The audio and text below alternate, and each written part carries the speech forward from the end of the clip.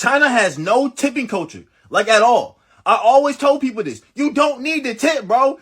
And I always used to get a crazy amount of hate for it, bro. Like my friends always used to get mad at me for not tipping, bro. I'm like, bro, the CEO should be paying that man, bro, or a woman. Like, bro, half of the time it's women. And what I look like a trick? Like I hate feeling scammed. I hate when I feel scammed.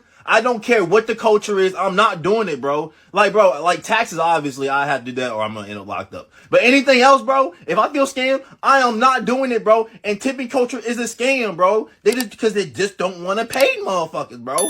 Like, bro, that's crazy, bro. Hey, yo, cancel.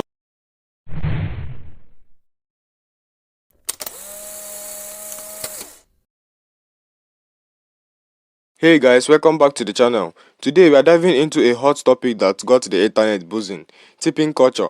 A man recently went viral for saying that China has no tipping culture at all and that tipping is just a scam. Meanwhile, a Chinese man confirmed that tipping truly isn't a thing in China. And now the debate is on. So is tipping just an unnecessary scam, or is it a crucial way to support service workers? And why do some cultures embrace tipping while others don't? We are breaking it all down, reading some of the widest reactions and asking the big question: should tipping even exist? Make sure to hit that like button, subscribe for more trending topics, and drop your thoughts in the comments. Now let's get into it. Hi guys, some American friends asked me, isn't there a tipping culture in China? I can answer firmly that in China, tipping culture truly does not exist. In China, the income of employees in the service industries, such as restaurants and hotels, mainly comes from their wages, as service fees are already included in the pricing of goods or services. Consumers only need to pay the listed price to enjoy the same level of service. Service staff treat all customers equally without any preferential treatment based on whether or not a tip is given. Regarding to tipping, let me share more Chinese customers with you. In some privately run small restaurants, it is common to request what we call rounding down.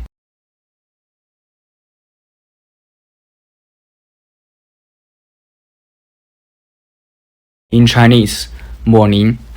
For example, if a beer totals 104 yuan, customers often politely ask the owner, can we just call it 100? If the difference is not too big, most owners will gladly agree. Moreover, bargaining is another common practice, especially when shopping with street vendors or small business owners. This kind of interaction adds a bit of fun to the shopping experience. So these scenarios are something you will often see in Chinese daily life. That's all for today. If you are curious about another aspects about China, feel free to leave a comment and I will be happy to share. So today I'm going to share a news with you guys. It's got really viral recently and right now. It's definitely a bigger culture shock to Americans. Okay, let's see. Okay, we can see a man give the money to the stuff in the front desk and the stuff pick it up. Okay, the amount is like 110 equal to 15 USD. It's not that much in America, but it's pretty much in China. Okay, 1110 just like 911. So the stuff think, is this reminder? Is this remind me like call the police or something? Okay, the police just find the guy and ask for the money to the stuff there. And the man just said, oh, I just finished my takeaway from America. I just want to be nice and give it the tape to the stuff there. Okay, that's a really huge misunderstanding, right? So that's it, guys. If you guys ever want to come to China or take a trip to China, if you want to give tips, just tell them it is the tips. It's not the money you left it there. Or they want to just call the police and find you and give the money back. Damn, so tips is not necessary in China, okay? Not necessary. Hey guys. Hey all, how you doing? In this video, we'll be learning about some of the basic etiquette and manners in China and what not to do. So number one, do not tip. You do not need to tip in China, okay? So it might seem really strange for you Americans, but unless you're in a really high-class restaurant or for exceptional service like a tour guide or a bellboy, then you do not need to tip in China. It's not the norm. So tipping in China is called 小费. Number 2, do not split the bill. Okay, so this might seem a strange one, but in China, you generally do not split the bill. So what happens is the person who invited you to dinner, they will pay for everything. What you can do is just next time you can treat them instead. However, amongst friends, or like the younger generation, millennials, Generation X, what we do nowadays is we will say, let's AA. So AA stands for split the bill. And what we do is just we get the bill and we split it evenly between however many people there were. So at number 3, do not give clocks or things associated with the number 4 as a gift. So the number 4 in Chinese has the same spelling and pronunciation as for the word dead or death in Chinese. So number 4 is called 死, and then to die or death is 死. Hope you all enjoyed the video. Remember to like, fave, and share. Leave a comment in the comment section below if you want to learn something else. See you later. Bye.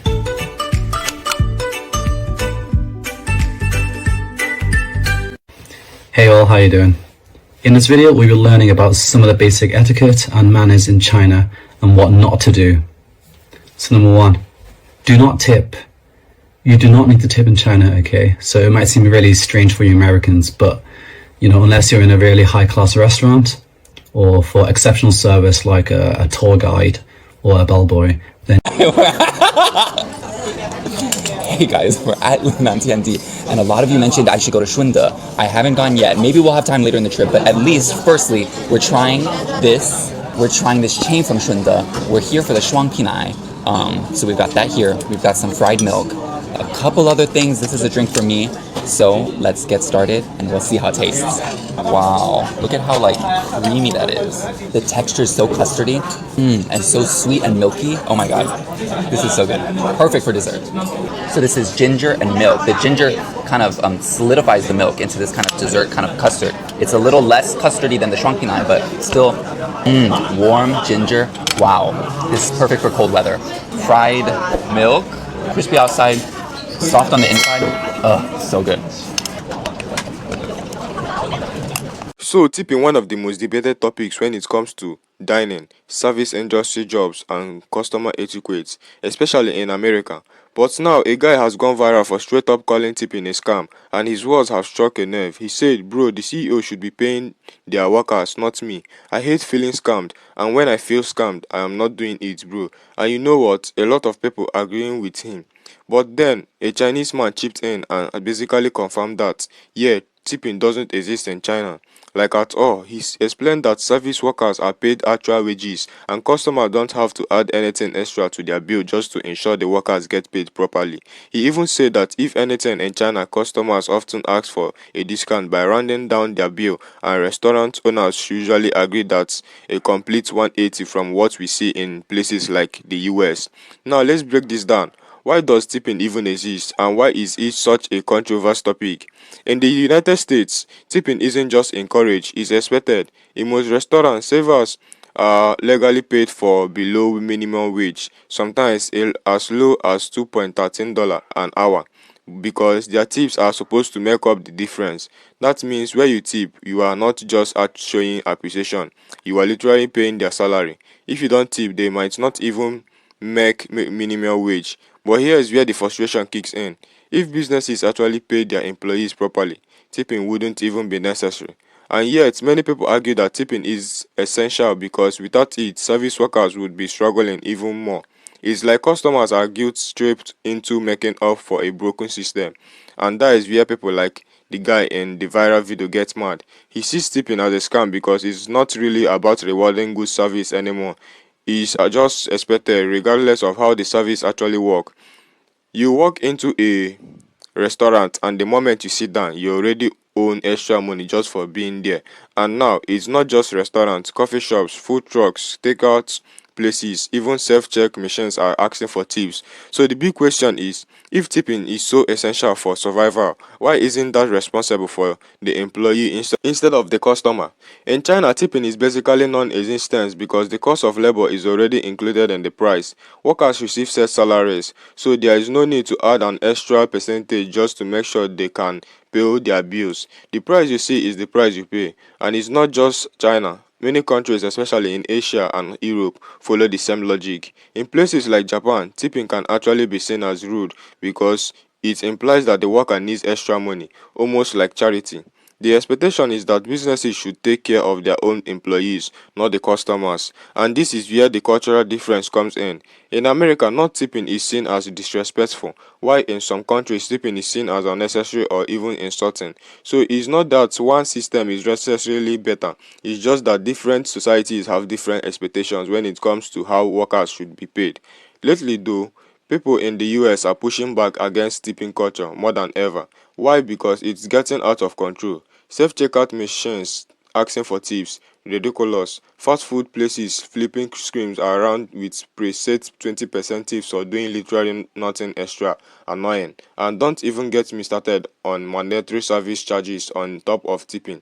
People are tired of being nickel and dimed for every little thing, and they are questioning why businesses are forcing customers to take on the burden of paying employees. Some even argue that if tipping disappeared overnight, restaurants would have to start paying their workers properly, which could actually make things better in the long run.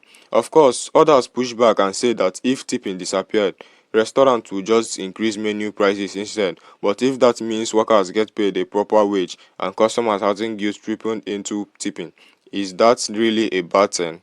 Despite the backlash, not everyone is against tipping. Some argue that tipping allows workers to earn more than they would if they were just given a flat salary.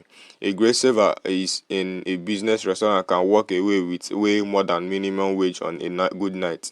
There is also the argument that tipping encourages better service. If workers know that their income depends on how well they treat customers, they are more likely to go above and beyond. But then again, if someone is already being paid to do their job, shouldn't good service be the bare minimum? And that is exactly why the debate continues. On one hand, some people say tipping is an unfair burden on customers and a way of businesses to get away with underpaying workers. On the other hand, some workers prefer the tipping system because it gives them more earning potential, especially in high-end restaurants where tips can be huge. Now let's talk about how the internet is reacting to this whole thing. After the viral video, a lot of people agree with the guy who said tipping is a scam, commented flooded with people saying things like, "Fat, the CEO should be paying them, not me. I tip because I feel bad, not because I want to. Bro, I shouldn't have to pay extra just for a company to do the right thing." But then there were others who pushed back saying, if you don't tip, you are literally robbing people of their income. Service workers depend on tips. If you don't like tipping, stay home. If you have ever worked in the service industry, you don't get it. It's clear that that opinions on this topic are deeply divided, and that is exactly why this debate keeps coming up. And at the end of the day, tipping culture is what it is because of how the system is set up. If businesses actually pay workers properly, tipping wouldn't even be necessary. But until that changes, tipping is just a reality, whether we like it or not. The real question is, should we accept tipping as just part of life, or should we push for change so that workers are paid fairly without relying on tips? What do you think? Should tipping disappear completely, or is it an important part of service industry jobs? Let me know in the comments. And as always, don't forget to like, subscribe, and turn on notifications so you will never miss another deep dive like this. Thanks for watching, and I will catch you in the next one.